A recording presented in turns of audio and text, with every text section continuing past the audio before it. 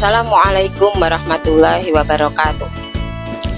Alhamdulillah, pagi ini kita bertemu lagi dengan Ustazah Asih dalam mata pelajaran IPS tentang upaya mempertahankan kemerdekaan Indonesia.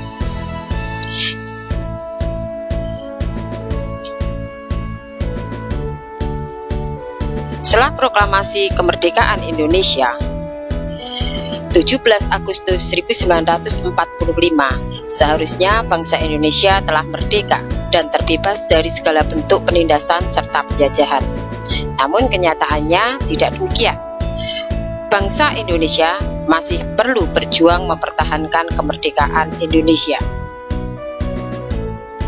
Bentuk-bentuk perjuangan tersebut adalah perjuangan secara fisik, yaitu perjuangan dalam bentuk perlawanan bersenjata, baik dalam menghadapi Jepang, Sekutu, Inggris atau Abnai maupun Nika atau Belanda, serta ada perjuangan diplomasi, yaitu perjuangan dalam bentuk perundingan-perundingan dengan pihak Belanda sebagai upaya untuk mendapatkan pengakuan.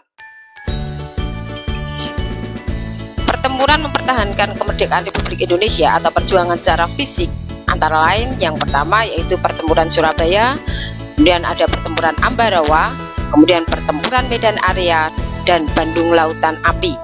Selain itu juga masih banyak pertempuran-pertempuran yang terjadi di daerah-daerah yang lain. Pagi hari ini kita akan membahas tentang pertempuran Surabaya.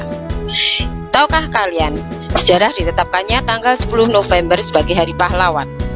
Pada tanggal 10 November 1945, tepatnya di Surabaya, Jawa Timur, terjadi pertempuran antara tentara Indonesia dan tentara Sekutu. Pertempuran tersebut merupakan salah satu pertempuran terbesar dan terberat dalam sejarah Indonesia. Puncak pertempuran antara tentara Indonesia dan tentara Sekutu adalah ketika pemimpin tentara Sekutu dari Inggris yaitu Brigjen Albertine Walter Shorten Malabi gugur. Tentara Inggris sangat geram melihat pemimpin mereka gugur. Mereka pun mengajukan surat yang berisi tuntutan untuk menyerah dan tunduk tanpa syarat. Surat tersebut harus diserahkan dan ditandatangani sebelum pukul 6.00 10 November 1945. Jika ultimatum tersebut diabaikan Inggris, maka Inggris akan menghancurkan Surabaya bersama dengan Sekutu. Melalui perundingan yang panjang, akhirnya tepat pada tanggal 10 November, rakyat Surabaya mendapat dukungan dari Bung Tomo untuk terus mempertahankan Surabaya dari Sekutu. Bung Tomo memberikan dukungan melalui pidato di radio dengan seruan "Merdeka atau mati, sekali merdeka tetap merdeka". Seruan tersebut membuat rakyat Surabaya berjuang hingga titik darah penghabisan dan akhirnya mereka dapat mempertahankan Surabaya dari Sekutu. Maka pada tanggal 10 November ditetapkan oleh pemerintah menjadi Hari Pahlawan. Nah, mungkin kalian bisa memperhatikan video berikut ini. Sekian dari Ustazah, wabillahi taufiq wal hidayah. Wassalamualaikum warahmatullahi wabarakatuh. Proklamasi kami bangsa Indonesia. Dengan ini Proklamasi 17 Agustus 1945 baru sekitar 1 bulan dikumandangkan, pasukan Inggris tiba-tiba mendarat di Jakarta pada pertengahan September 1945 dengan nama Netherlands Indisch Civil Administration atau NICA.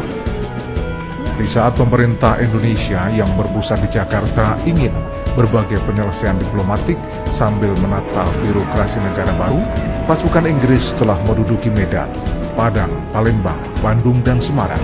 Kondisi itu tentu sangat mengkhawatirkan, sebab jika terjadi perang, secara sistematis, Tentara Keamanan Rakyat (TKR) tak bisa mengalahkan tentara Sekutu karena senjatanya lengkap dan keahlian militernya jauh lebih memadai. Atas saran Jenderal Sudirman, Bung Karno diminta mengirim utusan khusus kepada Kiai Hasyim Asy'ari di Pondok Pesantren Tebu Ireng, Jombang. Tujuannya untuk meminta fatwa tentang hukum berjihad membela negara. Kiai Hasyim lalu memanggil Kiai Wahab Hasbullah dari Tambak Beras. 22 Oktober 1945, seluruh delegasi Nahdlatul Ulama se-Jawa dan Madura berkumpul di kantor pusat Ansor di Surabaya. Kiai Hasyim Asy'ari memimpin pertemuan, kemudian dilanjutkan oleh Kiai Wahab Hasbullah. Setelah berdiskusi cukup panjang dan mendengarkan hasil istiqoroh para kiai utama Nahdlatul Ulama, esoknya pertemuan menghasilkan 3 rumusan yang kemudian dikenal dengan Resolusi Jihad Nahdlatul Ulama. Pertama, setiap muslim, tua, muda, dan miskin sekalipun wajib memerangi orang kafir yang merintangi kemerdekaan Indonesia. Kedua, pejuang yang mati dalam perang kemerdekaan layak dianggap syuhada. Ketiga, warga yang memihak kepada Belanda dianggap memecah belah kesatuan dan persatuan, dan oleh karena itu harus dihukum mati.